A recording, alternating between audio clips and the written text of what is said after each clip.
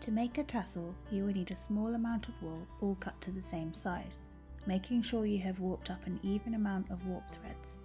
Lay the wool over the top of the first 2 warp threads. Wrap the wool in your left hand under the warp and poke back through.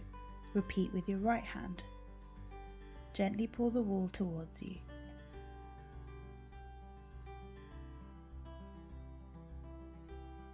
To create the second tassel, repeat but on the next 2 warp threads.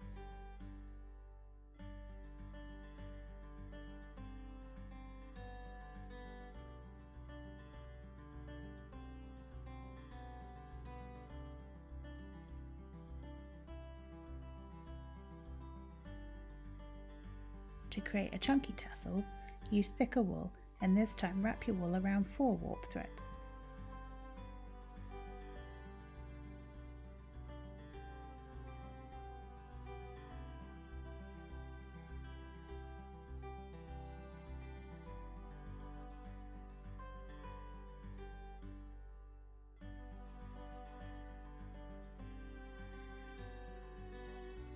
You can also use textured wool to give your tassel a different look and feel.